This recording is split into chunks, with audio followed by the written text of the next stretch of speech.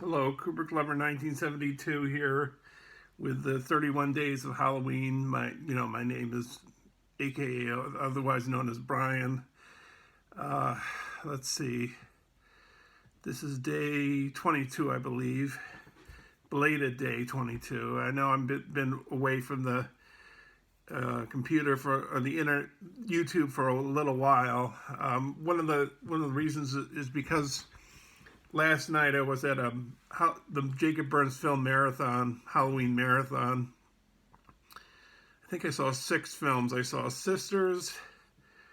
Then they did like a commentary, like riff tracks, where they made fun of Halloween 4. The third one was what? Oh, I can't remember the name of it. It was a lesbian married couple, and they were at a summer, one of the wives' summers houses, their family place that they have on a lake, and I can't remember the title of it. If you know, you can put it down in the comments, and I can comment back and say yes, that's it, or no, that's not. So that's 3. Let's see, what's number 4? Oh, I don't know. There's an Iranian one that I watched, probably the best one. That was the 5th one. Oh, and I can't think of the title of that. I've been watching so many movies, I just can't remember the titles of these. And then I watched the 6th one. I can't even remember that title. That was from Israel, not Israel, Ireland, which is sort of like a Blair Witch kind of a movie, but I didn't think it was that great. Probably the worst. The Iranian one was probably the best, but Sisters is pretty good too, because De Palma makes some pretty good films. Anyways, I just watched Day of the Dead. I've basically promised during these videos that I only would watch movies I haven't seen before, and basically my collection. But I think I'll make an exception. I think I'm going to include Shivers in the the 31 Days of Halloween, because it's on Mubi, and I think it's a nice. I think it'd be a nice film to share my thoughts on for this 31 Days of Halloween. Anyways, the first film I watched for the 31 Days of Halloween was Saw, and I'd seen Saw before, but I had a Saw 7-pack. It's not really a box set, but it has the 7 Saw movies on 3 Blu-ray discs. So in order to acquaint myself with the other Saws, I had to refresh myself by watching the first one. Same here. It goes with Day of the Dead. I have Land of the Dead and Diary of the Dead, which I'm going to watch next. And I just can't remember. I've seen Dawn a few times. And I like Dawn a lot. And Night of the Living Dead, I've seen a few times. So I'm aware of those movies. I'm sort of familiar with those, but I haven't seen this one, I think, since the early '90s or mid '90s, maybe.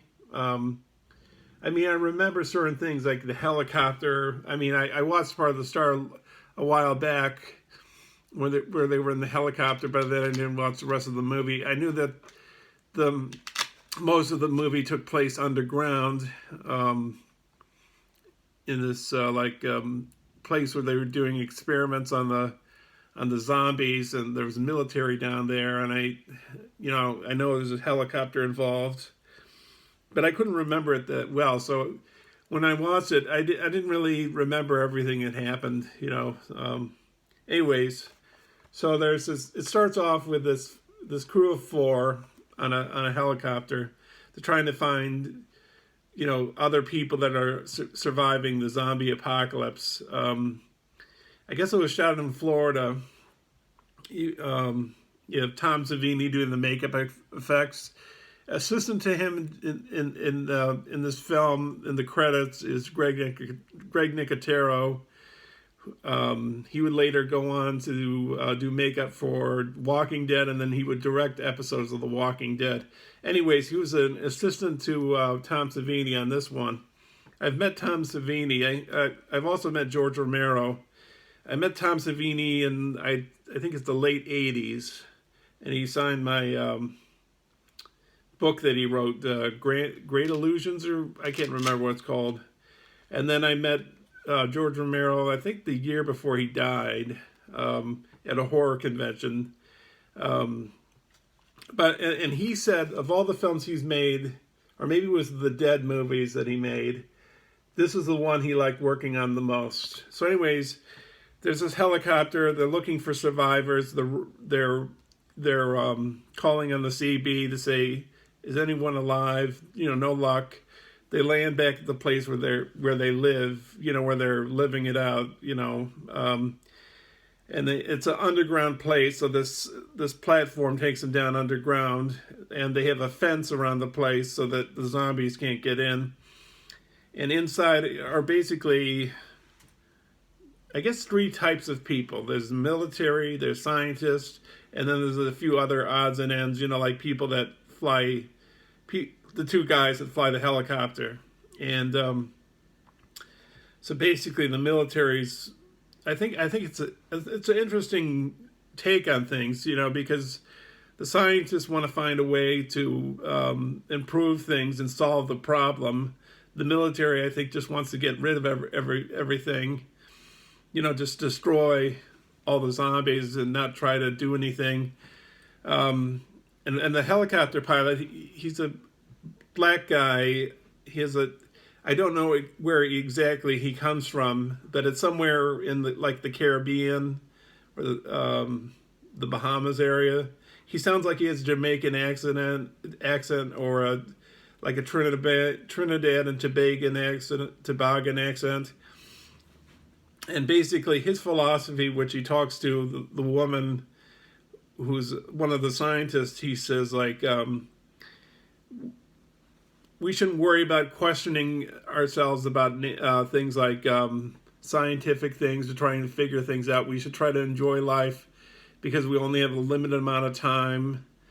We shouldn't worry about all the troubles of the world, that kind of a thing. Because the scientists are like entrenched in this deep minutia of like how we can fix a situation and how can I put it? Doing experiments, but really not concerned with enjoying your life, but being just bogged down in research and not really enjoying the life you have, because life is short. I guess that's his philosophy. Wherever he's from, Jamaica or whatever, he is the helicopter pilot. He just manages to be there because he's an asset. It's like they have to fly out of there or something. He's their lifeline. And then the military could care less about the scientists trying to figure. I think the word is placate the zombies. How to solve the zombie problem. They just want to kill them off, and they could care. I don't. They could care less about maybe the scientist even, and maybe they're just stuck on being survivalists. But I guess what I think what Romero is trying to say is that the scientists and the military really have got it all wrong. Basically, the military are all concerned about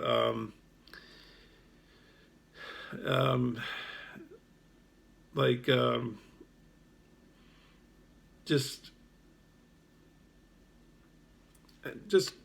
trying to survive, but not trying to solve anything, or maybe it's a metaphor, because like people get involved with all this like minutia, trying to solve what is the meaning of life and all that, and forgetting that they should enjoy their life because it's brief. I guess it's I guess that's the helicopter pilot's point.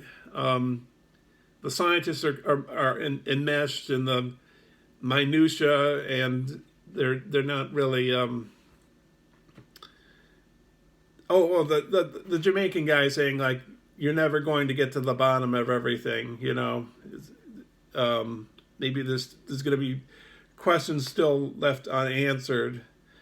It's better to take life easy. As you can see, well, there's something that happens at the end. I won't reveal what happens, but it relates to something I'm talking about. So, and the military, I guess, could care less for saving people's lives. Maybe that's it. The military could care less about